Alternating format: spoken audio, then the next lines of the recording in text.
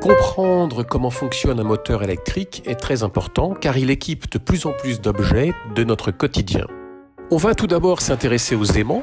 On sait qu'ils se repoussent ou bien qu'ils s'attirent, qu'ils attirent des métaux, certains métaux mais pas tous. Les métaux ferreux, ils les attirent, les métaux non ferreux comme ce fil de cuivre, ils ne les attirent pas. Prenons ce fil de cuivre et faisons-en une bobine.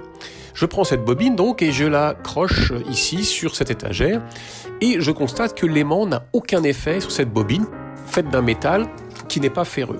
Je branche à présent cette bobine à une pile et je la fais traverser par un courant et là, miracle, elle réagit au champ magnétique de l'aimant. Elle s'est elle-même transformée en aimant, en électro-aimant. Autre exemple, ce boulon qui n'est pas du tout un aimant, donc qui n'attire pas la limaille de fer, si je l'entoure à présent d'une bobine de ce fil de cuivre et que je la fais traverser par un courant, l'ensemble devient un aimant, un électro-aimant et quand je coupe le courant, l'effet de l'aimant s'arrête. C'est ainsi que fonctionnent des engins de chantier qui saisissent et relâchent des objets de métal. Si ma bobine est traversée par un courant, elle subit une force électromagnétique due à la présence de l'aimant. Je coupe le courant, la force disparaît. Je remets le courant, elle réapparaît et ainsi de suite. Et si je la mets au bon moment, un peu comme une balançoire, j'obtiens un mouvement mécanique régulier. J'ai en fait créé un embryon de moteur électrique. Alors essayons d'en fabriquer un de moteur.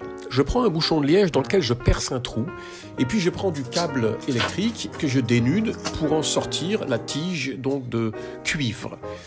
Et je vais enfoncer cette tige de cuivre d'un côté de mon bouchon et puis une autre tige de l'autre côté et elle ne se touche pas au centre, ce que l'on peut vérifier par le trou. J'enroule ensuite autour de mon bouchon du fil de cuivre de tout à l'heure, une quinzaine de tours environ. Et je vais venir souder chaque extrémité du fil sur l'un des demi-axes, donc de chaque côté. Je viens ensuite souder une rondelle et une tige de cuivre, et je ferai deux petits éléments comme celui-ci. Et puis je coupe deux rondelles de bouchons de liège et je viens planter donc mes petits piliers dans les bouchons. Je colle mes deux piliers sur un socle et cela me fera un stator qui permet au rotor de tourner. Je colle ensuite sur un bâton de glace un aimant que je viens fixer juste devant la bobine à quelques millimètres, mais sans toucher la bobine.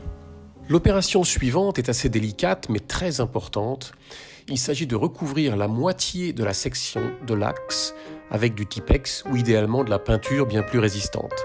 Ensuite, j'installe à nouveau le rotor dans le stator de manière à ce que le courant ne puisse passer entre l'axe et le pilier que pendant un demi-tour chaque tour et donner ainsi la pichenette de balançoire à la bobine au bon moment à chaque tour.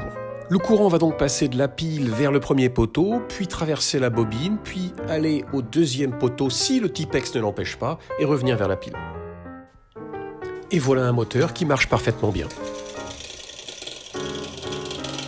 Cette petite masse, je me suis demandé si mon moteur pouvait la monter jusqu'à la table comme un treuil ou une petite grue. Eh bien, petite pichenette de départ et sans aucun problème, le moteur va me monter cette masse. On le voit ici bosser dur au ralenti et il arrive tout à fait à fournir ce travail. Alors dans la vraie vie, comment ça se passe ? Vous avez ici un petit moteur qu'on a tous vu un jour ou l'autre, dans des jouets par exemple, qui fonctionne parfaitement bien. Si je le démonte, que vais-je trouver à l'intérieur ? Tiens donc, un rotor qui est en fait une bobine de fil de cuivre. Et de l'autre côté, un stator qui ne contient que des aimants. Et bien voilà, le moteur électrique à courant continu a perdu une partie de son mystère. À bientôt.